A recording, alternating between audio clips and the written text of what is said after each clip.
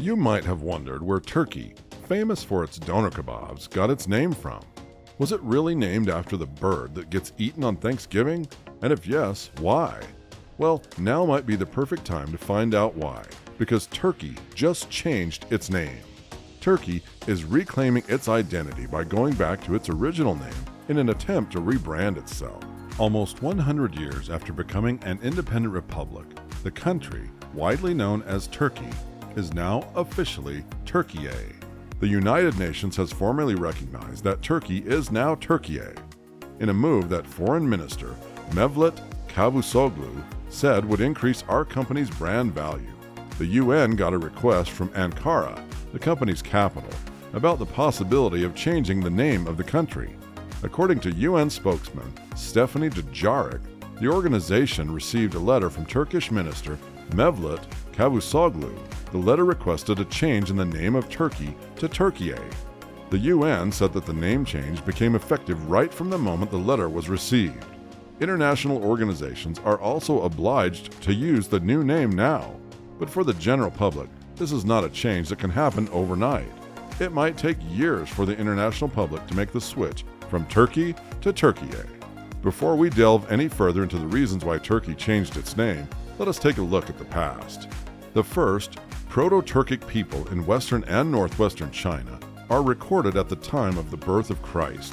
The first historical references to the Turks have been made in Chinese records as old as 200 BC, referring to tribes called the Hsing-nu, believed to be the ancestors of the Turks. The earliest known writings in a Turkic language were found in around 730 AD. Some Turkish nomads from the Altai region founded the Göktürk Empire under the dynasty of Khans, who ruled from the 6th to the 8th century, from the Aral Sea to the Hindu Kush. These Göktürks were enlisted by a Byzantine emperor in the 7th century as allies against the Sasanians. Turkey has a long history. This region is one of the oldest in the world. Today, Turkey is divided into two parts. The larger portion of Turkey that borders the Asian countries of Syria, Iraq, Iran, Azerbaijan, Armenia, and Georgia is known as Anatolia. The smaller portion borders the European nations of Greece and Bulgaria.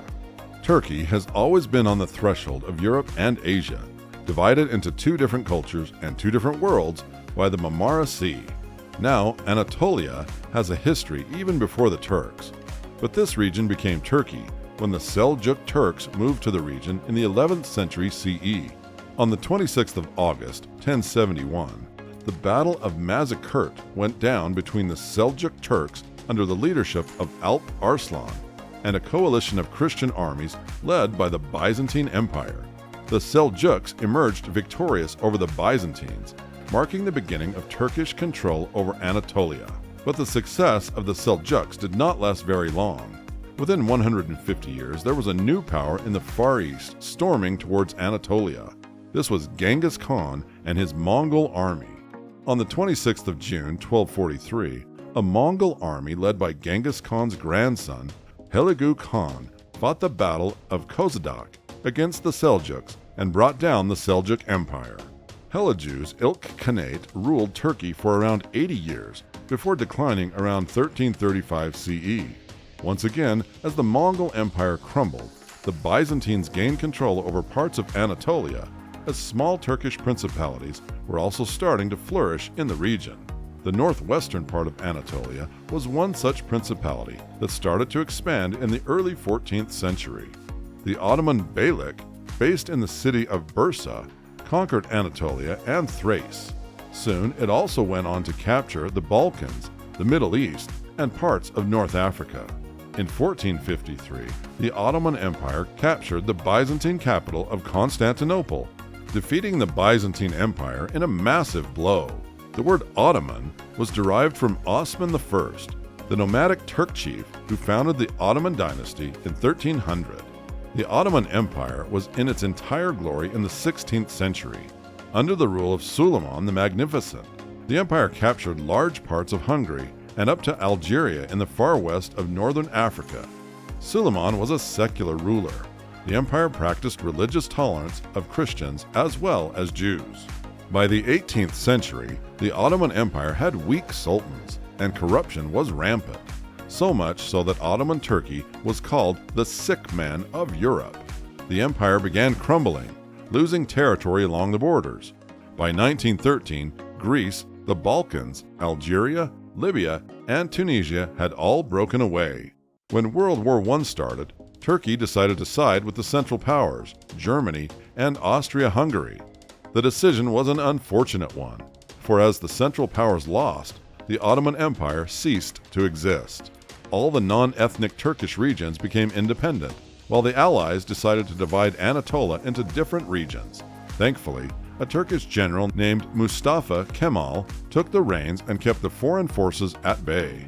On the 1st of November 1922, the Ottoman Empire was officially abolished. The Republic of Turkey was proclaimed a year later, on the 29th of October 1923. Ankara became the capital city of Turkey, and Mustafa Kemal became the first president of the new republic. Turkey had remained neutral in World War II, but in 1945, it became a charter member of the new United Nations. The year also saw the end of single-party rule in the country. In 1952, Turkey joined NATO, a decision not appreciated by the USSR. Turkey has its roots in secularism, with leaders like Mustafa Kemal Ataturk. As a result, Turkey even today is one of the most secular and democratic countries, even though a majority of its population is Muslim.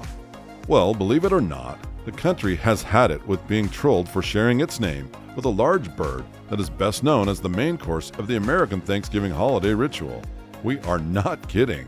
Sinan Ulcan, the chairman of Istanbul-based think tank EDAM, said, "The main reason why Turkey is changing its name is to eliminate the association with the bird. When you type Turkey into a Google search, you will get an array of images, articles, definitions, and videos not just of Turkey the country, but also the Meleagris, the bird also known as the turkey." Meanwhile, the bird turkey is called by different names in different languages.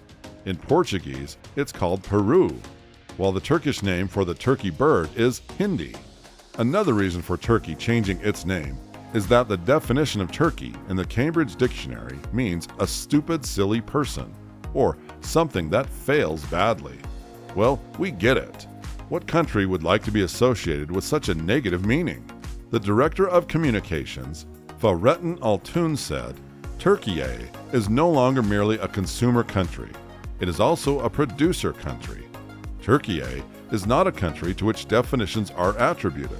It is a country that produces definitions," he added later. The president of Turkey, Recep Tayyip Erdogan, believes that the new name expresses the culture, civilization, and values of the Turkish nation in the best way. Because there might be more to the change in name that has happened at this point, the move could be political, as Turks return to the polls next June, right in the middle of a huge economic crisis. The decision to change the name of the country was announced last December. At the time, the country was going through one of the worst economic crises in the last 2 decades.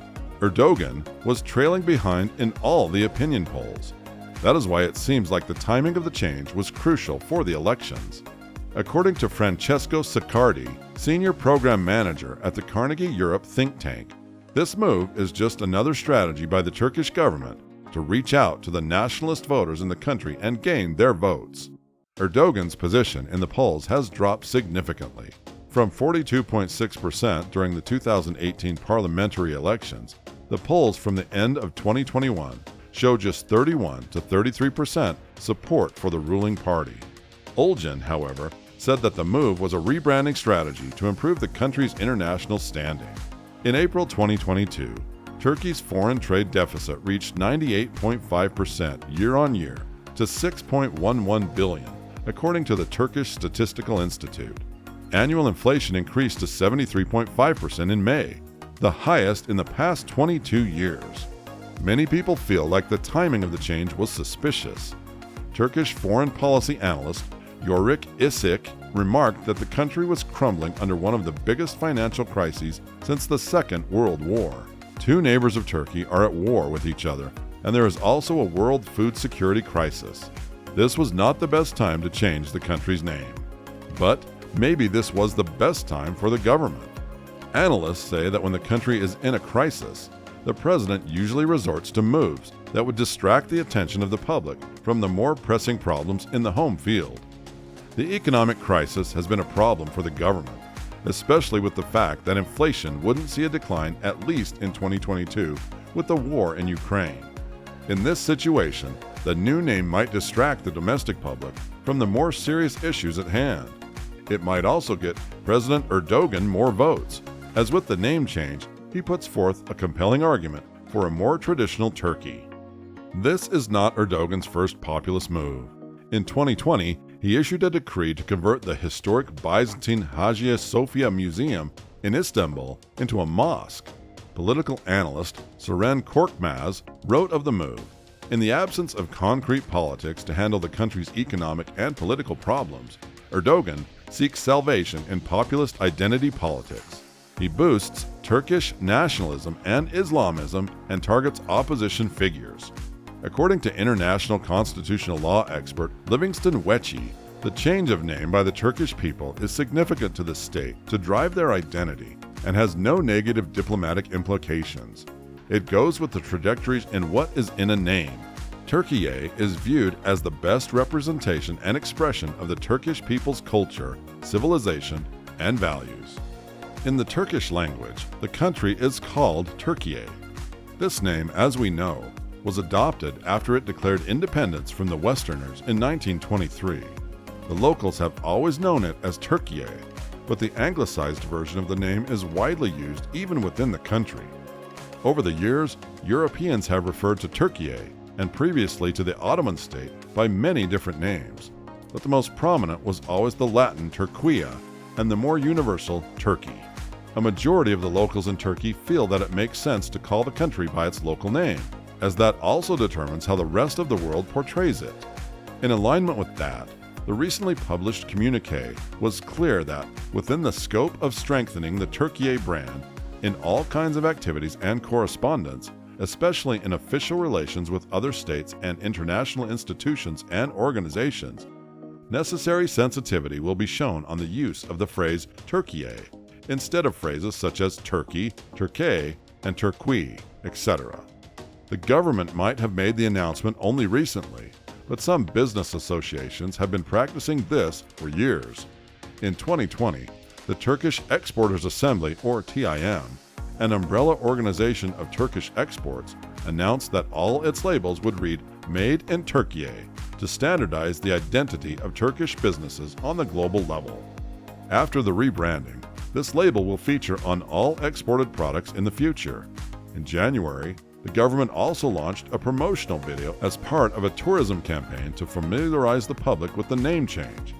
The video shows tourists from all over the world saying, "Hello, Türkiye," at famous destinations. There is a doubt about the name sticking in the other countries, as the name Türkiye contains the letter U with a circumflex accent, which is not a part of the Latin alphabet and can be tedious to work with. It is not uncommon for countries to change their names, though. In the past, there have been quite a few nations that have felt the need to switch their names. In 2018, Swaziland officially became Eswatini.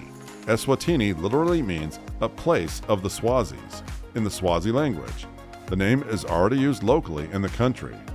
In 2020, the Netherlands dropped the widely used name of Holland to eliminate any confusion created by two names for the same nation. In India, the political party Shiv Sena changed the name of Bombay to Mumbai in 1995. They believed that Bombay was an anglicized version of Mumbai, named for the Hindu goddess Mumbadevi. The name Mumbai stuck and is used on a global scale today. Calcutta, too, became Kolkata. On the other hand, the Czech Republic has not found much success with its rebranding. The region changed its name to the shorter Chechnya, but most people still prefer to call it by its longer name. Similarly, France is the French Republic. Rhodesia became Zimbabwe after becoming independent in 1980. Sri Lanka was previously named Ceylon by the British. It changed its name in 2011, nearly 50 years after independence. Macedonia changed its name to North Macedonia because of its political conflicts with Greece. Persia became Iran in 1935, while Siam was renamed Thailand in 1939. Cambodia has gone through a range of names as the country kept changing governments. From 1953 to 1970, it was the Kingdom of Cambodia. For the next 5 years, it was the Kyrgyz Republic. From 1975 to 1979, the country was under communist rule and was called the Democratic Kampuchea.